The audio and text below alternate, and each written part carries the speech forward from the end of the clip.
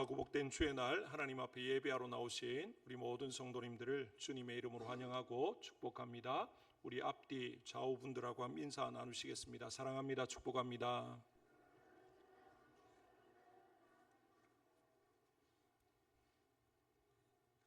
연일 계속되어지는 폭염으로 인해서 곳곳에 온열 질환이 있고요. 또 우리의 삶도 여러 가지 많이 힘들고 또 지치는 그런 상황이지만 주님 안에 또 주님이 우리를 또 품어주시고 또 새롭게 하시고 독수리의 날개침이 올라간 같은 새 힘들을 공급하셔서 우리 모든 일상을 감당할 뿐만 아니라 또 주의 백성으로서 또 우리에게 맡겨주신 사명도 힘있게 잘 감당해 가시는 우리 모든 성도님들 되시기를 주님의 이름으로 축복합니다. 오늘 본문의 말씀을 통해서 실망감에 대해서 함께 살펴보고자 합니다. 실망이라고 하는 것은요, 어떤 특정한 사람에게만 또 생기는 것은 아닙니다. 모든 사람의 문제다라고 말을 해도 틀리지 않을 것입니다. 바꾸어 말하면 한 번도 실망하지 않는 사람이 있는가 물었을 때 한 번도 실망하지 않은 사람은 없을 것이다. 그렇게 우리가 대답을 할 수가 있습니다. 어떤 경우에는 그 실망이 그냥 가볍게 지나가기도 합니다. 그런데 그 실망의 정도가 굉장히 깊어지면요, 그냥 아무것도 할 수 없고 주저앉아 버리는 그런 경우도 생기기도 하는 거죠. 더 이상 사랑을 하지 못하게 되는 경우도 있고요, 또 심지어는 믿음을 떠나게 되는 그런 경우도 생깁니다. 소중히 여기던 어떤 꿈이나 자신의 이상을 버리게 되어지고 이 실망의 문제가 극에 달하면 심지어 삶을 포기하게 되는 그런 지경에도 이른다라는 것이죠. 이렇듯 이 실망은 우리의 삶에서 참 누구나가 다 예외일 수 없는 그런 부분이지만 이 실망감은 때로는 굉장히 치명적인 또 그런 부분일 수 있다라고 생각이 되어지는데, 이 문제를 어떻게 극복할 수 있는가 오늘 본문의 내용을 통해서 우리가 함께 살펴가고 또 어떻게 하는 것이 이 실망감에 또 이 실망의 어떤 늪에서 빠져나올 수 있는 길인지 또 한번 말씀을 통해서 또 새겨볼 수 있기를 원합니다. 오늘 본문은 예수님이 이제 십자가에 못 박혀 죽으시고 이제 사흘째 되던 날 이제 엠마오라는 마을을 향해 가고 있던 두 제자에게 일어난 일을 기록하고 있습니다. 이 말씀을 통해서 이들이 느꼈던 그 실망감, 하지만 그 실망감에서 벗어나서 다시 소망을 품고 또 주어진 사명을 또 감당하게 되어지는 그 모습을 통해서 우리의 삶에 찾아오는 실망감 가운데 우리는 어떻게 그것들을 극복하고 다시 사명의 자리로 또 하나님이 기뻐하시는 자리로 돌아갈 수 있을지 한번 말씀을 통해서 새기고 또 결단하는 그런 시간이 될 수 있기를 원합니다. 먼저는 이 실망이라고 하는 것이 주는 부정적인 영향이 무엇인지 함께 살펴보고자 합니다. 본문에 나오는 두 사람은 예수님이 살아계실 때에 예수님을 따랐던 그런 사람들이라고 말할 수 있습니다. 한 사람의 이름은 글로바라고 또 이렇게 나와 있지만 다른 사람의 이름은 굳이 언급을 하고 있지 않습니다. 두 사람은 지금 어느 일요일에 예루살렘에서 어느 정도 떨어진 이제 엠마오라는 작은 마을로 가고 있었습니다. 그들이 믿고 따랐던 지도자 예수 그리스도는 바로 그 전주 금요일에 십자가에 못 박혀 죽게 되어지는 그런 끔찍한 일이 일어났습니다. 그로 인해서 그들의 꿈은 산산이 부서지고 말았던 것이죠. 전혀 예상하지 못했고 너무도 기가 막힌 그런 일이어서 너무나도 깊이 실망했고 낙심했던 그들의 모습임을 알 수가 있습니다. 그들의 실망한 모습을 오늘 누가는 몇 가지로 묘사하고 있는데요, 그 누가가 묘사하는 모든 것들이 부정적인 것임을 우리로 보게 합니다. 먼저 그들은 예수님을 알아보지조차 못했습니다. 본문에 의하면 그들은 최근에 일어난 그 모든 된 일에 대해서 이야기하면서 지금 서로 이 두 사람이 주고받으면서 이제 길을 가는데 예수께서 가까이 이르러서 그들과 동행을 하십니다. 하지만 16절에 보면 뭐라고 되어 있습니까? 16절에 보시면 그들이 눈이 가려져서 그인 줄 알아보지 못하거늘, 예수님이 그들에게 가까이 와서 그들과 이제 함께 이야기하면서 이제 가시는데 그들은 예수님이 누군지 전혀 알아보지 못했다라고 이야기합니다. 여기에 대해서 하워드 마샬이라고 하는 이 누가복음의 아주 권위 있는 주석가는 그의 헬라어 누가복음 주석에서 뭐라고 이야기하냐면요, 제자들이 예수님을 알아보지 못했던 것은 예수님의 모습이 달라졌기 때문이 아니고 그들의 영적인 눈이 가리워졌기 때문이다. 그런데 이 영적인 눈이 가리워진 게 왜 그렇게 된 것입니까? 실망감 때문이다라는 것이죠. 모든 것들이 실망감으로 인해서 그냥 다 가려진 겁니다. 보여지지 않는 것이죠. 우리 인생의 경우도 한번 생각해 보시면 크게 다르지 않습니다. 실망하게 되어지면요, 아무것도 보이지 않습니다.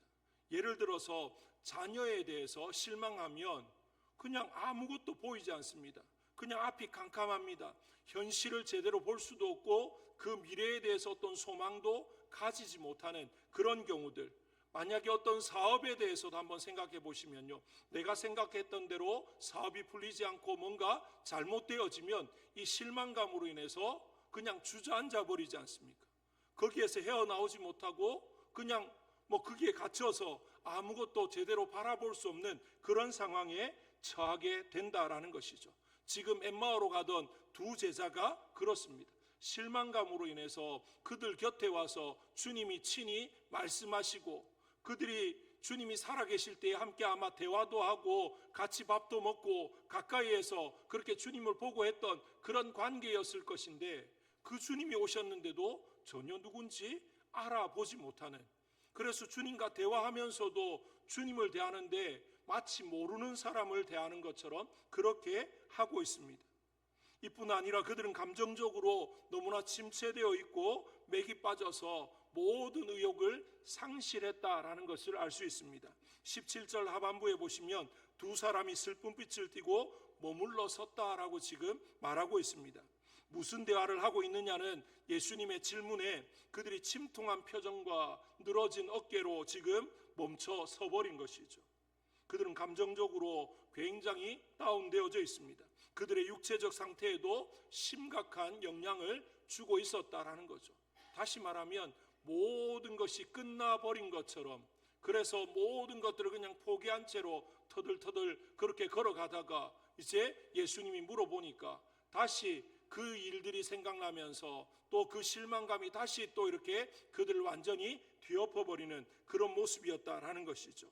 오늘 본문 22절부터 24절에 보면요, 그들은 예수님의 무덤이 비어 있었다라는 여인들의 증언을 들었습니다. 그런 놀라운 소식을 듣고도 그들은 어떻게 했습니까? 직접 가서 확인하려고 하지 않았습니다. 베드로와 요한은 이제 쫓아가서 빈 무덤을 확인했지만 이 지금 글로바라고 하는 사람과 다른 한 명은 그 소식을 듣지 못한 게 아니라 들었습니다. 그런데 들었음에도 불구하고 가서 확인조차 하지 않고 그냥 여인들이 그렇게 말했다 하더라 그냥 그러고 있는 것이죠. 왜 그렇습니까? 그냥 예수님이 십자가에 못 박혀 죽으시는 그 자체가 그들에게는 그냥 끝이었습니다. 너무나 큰 충격이었고, 그러다 보니까 혹시나 빈 무덤을 봤지만 그게 진짜 부활이 아니고 또 그냥 다른 여러 가지 일들로 또 이렇게 되어져서 또 다른 큰 실망감을 안겨줄 수도 있었기 때문에 그들은 더 이상 뭔가 하려고 하지 않았다라는 것입니다. 그런 실망감 때문에 그들이 선택한 건 뭡니까? 이제 모든 것들을 다 포기하고 그냥 자신들의 고향으로, 자신들의 어떤 거처가 있는 곳으로 내려가기를, 그래서 만사가 다 귀찮아진 것이죠. 그렇게 가고 있는 그런 모습을 보여주고 있습니다. 이 실망의 해악이 여기에서 그치지 않습니다. 이 두 사람 또한 대단히 부정적인 그런 마음 자세를 가지고 있는데요, 그것은 예수님께서 무슨 이야기를 하느냐 물었을 때 그 예수님의 질문에 대해서 글로바가 뭐라고 이야기합니까? 오늘 본문 18절에 보시면 이렇게 말합니다. 그 한 사람인 글로바라 하는 자가 대답하여 이르되 당신이 예루살렘에 체류하면서도 요즘 거기서 된 일을 혼자만 알지 못하느냐. 지금 이 문맥상의 의미를 보면요, 이 글로바가 굉장히 기분 좋게 상냥하게 말하는 게 아니고요, 굉장히 퉁명스러우면서도 냉소적으로 지금 예수님의 그 질문에 대해서 말을 하고 있는 그런 모습이다라는 것입니다. 그보다 더 지금 그들의 마음이나 모든 상황이 부정적인 것을 또 우리에게 보여주는 것이 22절부터 24절에 나와 있는 내용입니다. 22절부터 24절에 보시면 또한 우리 중에 어떤 여자들이 우리로 놀라게 하였으니 이는 그들이 새벽에 무덤에 갔다가 그의 시체는 보지 못하고 와서 그가 살아나셨다는 천사들의 나타남을 보았다 함이라. 또 우리와 함께한 자 중에 두어 사람이 무덤에 가 과연 여자들이 말한 바와 같음을 보았으나 예수는 보지 못하였느니라 하거늘. 그렇게 지금 말하고 있습니다. 여인들의 말은 너무나 기쁜 소식이었습니다. 하지만 이들은 그 여인들의 말을 믿지 않았습니다. 이 무덤이 비었다라는 소식을 들었을 때 그들의 마음 한켠에는 어떤 생각이 들었을까? 혹시나 누가 예수님의 시신을 훔쳐간 것은 아닐까? 이제 그런 부정적인 생각까지 하게 되었을 것임을 충분히 짐작해 볼 수 있습니다. 다시 말하면 부활의 소식을 더 비극적이고 부정적인 소식으로 받아들이고 있었다라는 것입니다. 그만큼 그들의 마음문이 지금 완전히 닫혀져 있습니다. 실망감 때문에 부활이고 또 기쁜 소식이고 모든 것들이 그냥 그대로 들려지고 전해지는 것이 아니라 그냥 왜곡되어지는 겁니다. 그러니까 부활의 소식도 듣지 못하고 부활의 주님도 보지 못하는 그런 지경에 이르고 말았다라는 것입니다. 정말로 실망감이라고 하는 것은요, 지금 엠마오로 가는 이 두 제자에게 나타나는 증상처럼 우리의 삶에서도 우리가 하나님을 향해서 주님을 향해서 때로는 실망할 때가 있지 않습니까? 그렇게 실망하게 되면 어떻게 됩니까? 흔히 말하는 우리는 실망 이거보다는 좀 우리가 신앙생활하면서 쓰여지는 말로 이제 표현하자면 시험이라고 말할 수 있겠죠. 시험 들었다라고 이제 우리가 흔히 이야기를 하는데요. 그렇게 되어지면 어떻게 됩니까?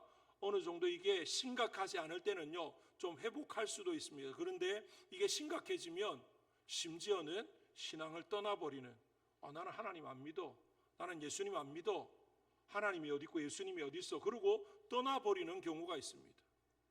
이 실망감이 이 정도로 무섭다라는 것을 우리가 좀 제대로 알았으면 좋겠습니다. 그런데 왜 실망하느냐는 거죠. 오늘 본문에서도 보면요, 이들이 왜 실망했는지 그 원인이 나옵니다. 그 원인을 21절에 이렇게 말합니다. 21절 같이 한번 읽어보겠습니다. 21절입니다. 시작. 우리는 이 사람이 이스라엘을 속량할 자라고 바랐노라. 이뿐 아니라 이 일이 일어난 지가 사흘째요. 지금 이 글로바와 또 한 제자는 예수님에 대해서 어떤 기대를 가지고 있었냐면 이스라엘을 속량할 자, 다시 말하면 로마의 압제로부터 건져낼 그런 영웅으로 생각을 했던 거죠. 이것은 비단 글로바와 다른 한 제자만의 일이 아니라 예수님을 따랐던 제자들과 많은 무리들도 동일하게 생각을 했다라는 것입니다. 지금 그들이 실망한 이유는요, 그들의 기대가 잘못되었기 때문에 그렇다라는 것입니다.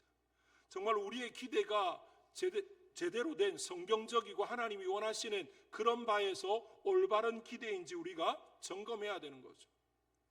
우리가 하나님께 실망했다, 저는 주님께 실망했다, 교회에 실망하고 목회자에게 실망하고 또 성도에게 실망했다라고 말할 때 그 실망의 문제가 어디에 있는지를 보아야 됩니다.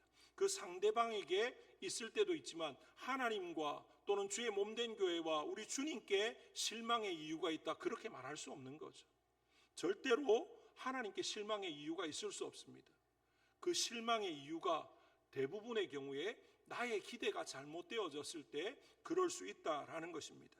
이 실망이라고 하는 이 영어 단어의 의미를 보면요, 어떤 의미가 있냐면 정해진 대로가 아닌이라는 말이 있습니다. 다시 말하면 내가 뭔가 정해놓았는데 그대로 되지 않으면 우리는 뭐 한다는 겁니까? 실망한다는 것입니다. 자녀에게 왜 실망합니까? 부모가 자녀에게 이런 기대를 했는데 그 기대에 못 미치니까 실망하는 겁니다. 내가 기대하는 것과 자녀의 삶이 똑같을 수는 없지 않습니까? 그리고 우리가 신앙생활에서도 마찬가지입니다. 예수 그리스도를 믿으면 우리는 그냥 막연히 뭐라고 생각하냐면요, 예수 믿으면 만사형통하고 모든 게 잘되고 모든 질병이 고침을 받고 모든 문제가 해결될 것이다. 우리는 그렇게 생각합니다. 그런데 예수 믿었는데 오히려 문제가 더 생깁니다. 예수 믿었는데 더 어려움들이 생깁니다. 그러니까 우리는 어떻게 됩니까? 예수 믿었는데 왜 이래, 그러고 실망하고 좌절하고 낙심한다는 거죠. 그런데 성경은 우리에게 예수 믿는다고 모든 것이 잘 된다, 만사형통한다, 그렇게만 가르치지 않습니다. 오히려 성경은 우리에게 뭐라고 이야기합니까? 예수 그리스도를 믿으면 핍박도 고난도 감수해야 된다라고 우리에게 말하고 있지 않습니까? 경건하게 살고자 하는 자는 핍박을 기대하라고 성경은 말하고 있습니다. 우리의 기대를 제대로 했는지, 성경에 입각해서 정말로 주님이 원하시는 바대로 제대로 올바른 기대를 하고 있는지 우리가 돌아보아야 된다라는 것입니다. 지금 예수님이 이 땅에 오신 이유는 로마의 압제로부터 이스라엘 백성들을 구원하는 게 목적이 아니고 온 인류가 죄와 허물로 죽어 있는데 그 죄와 허물로 죽어 있는 그 자기 백성들을 건져내기 위해서 오신 것이지, 단순히 그냥 어떤 역사적인 사건 현장 가운데 로마의 압제를 받는 이스라엘 백성들을 구원하는 그것이 아니었다라는 겁니다. 그것과는 차원이 다른, 비교될 수 없는 더 엄청난 일로 주님은 이 땅에 오셨는데, 그들은 단순히 주님을 어떤 분으로 생각했습니까?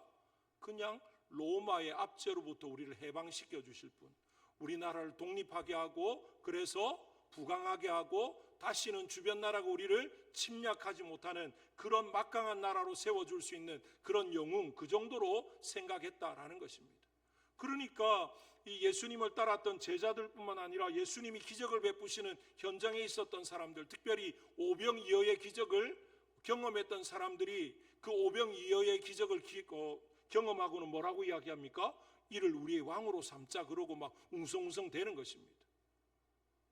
그 당시만 해도 한번 생각해 보십시오. 구약 시대에 이 전쟁할 때 식량이 보급되지 않으면 그 전쟁은 오래 가지 못했습니다. 그래서 이 전쟁을 조금 시간을 끌면서 이제 승리로 이끌려고 하면 어떤 성을 포위하고는 그냥 성으로 들어가는 모든 물자를 다 차단시켜 버리면 얼마 가지 않으면 항복할 수밖에 없는 거죠. 그런데 예수님은 어떤 분입니까? 물고기 2마리, 보리떡 5개로 하늘을 우러러 축사하니까 5,000명이 먹고도 12광줄이나 남는 그런 기적이 벌어지는 겁니다. 로마와 한번 싸우면 로마가 주변 지역을 다 봉쇄해도 예수님 기도 한번 하시면 우리는 얼마든지 먹고 싸우고 굉장할 것 같은 그런 생각이 들었던 거죠. 이제 그런 기대, 그런 희망이 있었는데 그 희망을 가졌던 예수님이, 죄도 없고 정말로 완벽하신 것 같은 그분이 모함을 받아서 하루아침에 십자가에서 힘없이 죽어버리니까 그들의 마음이 어떻습니까? 와, 어떡하지? 우리가 잘못 봤나? 그러고 있는 것입니다. 그게 실망의 이유였습니다. 정말로 저와 여러분에게 오늘 이 주일 아침 우리 자신들에게 한번 물어봤으면 좋겠습니다. 우리는 주님을 어떤 분으로 생각합니까? 우리는 주님을 어떤 분으로 생각하고 또 주님을 왜 믿습니까? 주님을 혹시나 도깨비 방망이처럼 생각하진 않습니까? 내가 어렵고 힘들 때 기도하면 금나와라 뚝딱, 은나와라 뚝딱 하는 것처럼 내 기도에 응답하셔서 내 문제가 다 해결되어지고 그래서 만사형통하고 모든 것들이 풀려지고 그걸 기대하면서 주님을 믿지는 않습니까? 그렇다면 우리는 어떻게 되겠습니까? 100% 실망할 수밖에 없습니다.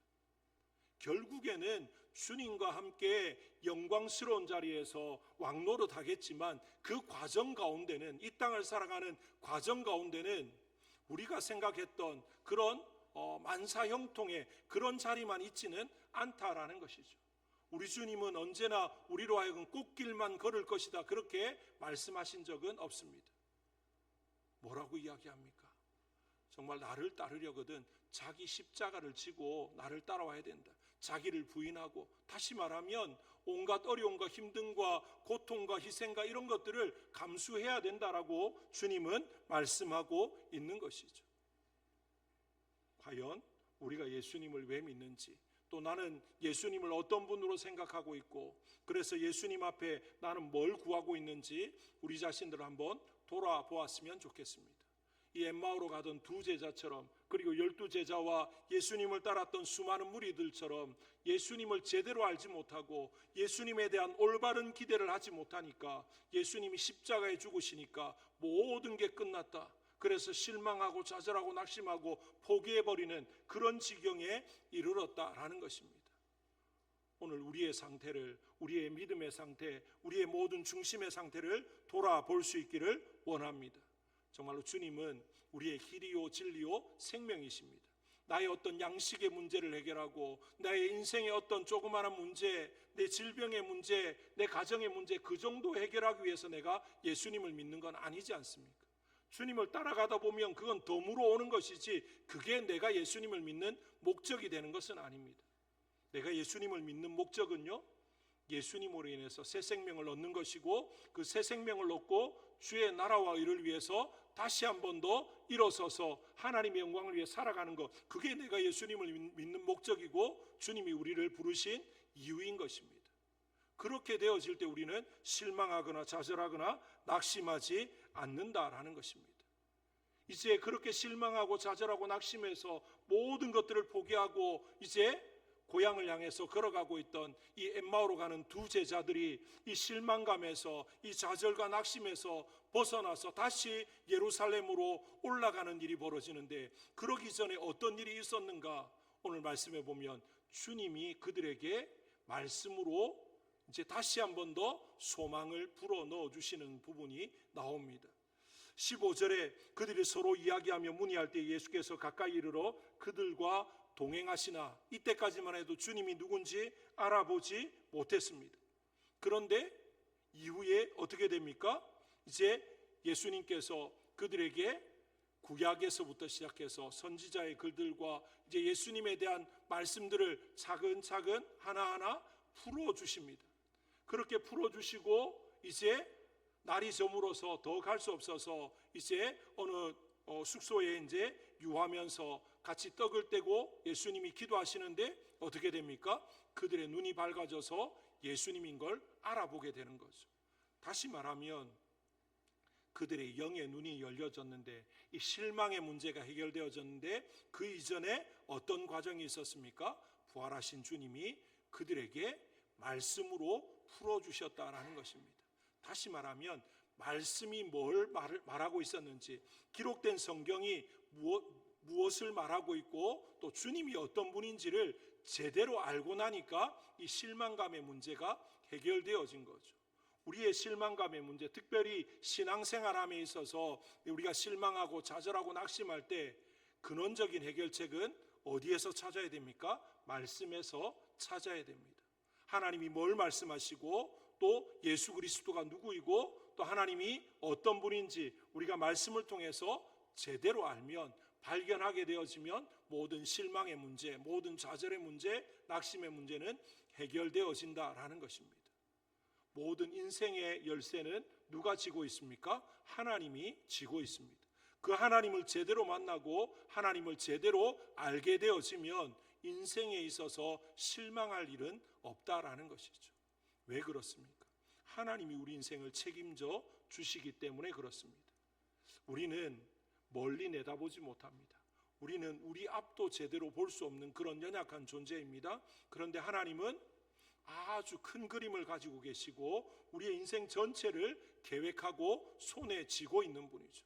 그런데 우리는 내 앞도 제대로 보지 못하면서 하나님이 내 생각대로 안 해준다고 실망하고 때로는 짜증내고 원망하고 불평합니다. 그런데 시간이 지나고 보면 어떻게 됩니까? 하나님을 조금 더 알아가면 하나님이 그때 내 기도에 노라고 하신 이유가, 그때 내 기도에 응답하지 않으신 게 아니죠. 침묵하셨던 이유가 이런 이유였구나 깨닫게 되어지면 그 실망의 문제는 해결되어지는 것입니다. 쉽게 이야기하면 이런 거죠. 어린 자녀가, 유치원 다니는 어린 자녀가 부모에게 와서 시퍼런 시카를 가지고 놀겠다 그러면 그걸 허락할 부모가 어디 있습니까? 안 돼라고 이야기합니다. 그런데 아이는 자기 뜻대로 안 되니까 때를 씁니다. 그래도 안 돼 그러니까 웁니다. 좌절하고 낙심합니다. 그런데 몇 년 시간이 지나고 이제 아이가 철이 들고 난 뒤에 그때 일을 생각하면 어떻게 하겠습니까? 아, 그때 엄마가 아빠가 나보고 그거 가지고 못 놀게 한 게 정말 잘한 거였구나. 그게 맞는 거였구나. 그러면 더 이상 부모에 대해서 실망하지 않습니다. 좌절하지 않습니다. 오히려 감사합니다. 그런 것과 마찬가지인 거죠. 예수님이 누군지 하나님이 누군지 우리가 제대로 알면 감사할 수밖에 없는 거죠. 찬송할 수밖에 없는 것입니다.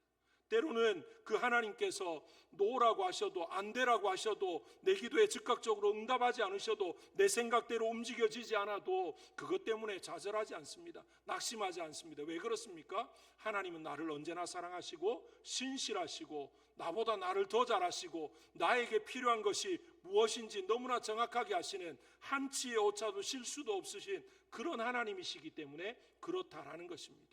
그 하나님을 믿으시면 그 하나님을 제대로 알고 인격적으로 경험하면 우리는 신앙생활에 있어서 또 더 나아가서 우리 인생의 삶에 있어서 실망하지 않게 된다라는 것입니다. 우리의 생각을 바꾸게 되는 거죠. 내 기대, 내 생각, 나의 계획 여기에서 벗어나서 하나님의 뜻, 하나님의 계획, 하나님의 인도하심에 우리의 인생을, 우리 자녀들의 인생을, 우리의 삶을 내어 맡기면 어떻게 됩니까? 실망할 이유가 없는 것입니다. 지난 세월 왜 실망했는지 한번 돌아보십시오. 하나님께 맡겨서 실망했습니까? 아니요. 내가 붙잡고 있었기 때문에 실망했던 것입니다. 내가 붙잡았는데 내 뜻대로 되지 않으니까 실망한 거지, 하나님께 맡기면 하나님은 하나님의 뜻 가운데서 모든 것들을 선하게 아름답게 풍성하게 정말 말씀에 기록된 대로 합력하여 선이 되도록 하시는 분인 줄 믿으시기 바랍니다. 하나님께 맡기면 되는 것입니다. 실망하지 않는 유일한 방법은 내가 붙잡는 게 아니라 하나님께 맡기는 것, 하나님을 믿고 의지하고 따라가는 것, 그것인 것을 기억하시고 오늘 제자들이 정말로 주님이 풀어주시는 그 말씀을 통해서 주님이 어떤 분이고 말씀이 무엇을 가르치고 있었고, 그래서 제대로 주님을 만나고 말씀을 제대로 해석하고 깨닫고 나니까 모든 실망의 문제가 풀어져서 어떻게 합니까? 이제 더 이상 예루살렘은 흔히 세상 말로 이제 더 이상 나는 생각조차 하기 싫고 거기에 머물기도 싫어서 그냥 거기를 떠나오려고 했는데 이제 다시 어디로 갑니까? 예루살렘으로, 제자들이 모여있는 곳으로 뛰어가서 부활의 주님을 만났다고 소망 가운데 기뻐서 그렇게 말을 하는 그 모습을 오늘 본문이 우리에게 보여주고 있지 않습니까? 우리의 삶이 그러했으면 좋겠습니다. 주님을 제대로 경험하고 주님을 제대로 만나고 그래서 주님께 모든 것들을 내어 맡김으로 우리의 인생에 어떤 파도가 쳐도 어떤 고난이 닥쳐와도 실망하고 좌절하고 낙심하는 것이 아니라 오히려 기뻐하고 감사하고 찬송하는 우리 모든 성도님들 되시기를 주님의 이름으로 축복합니다. 우리 시간 합심해서 한번 기도하겠습니다.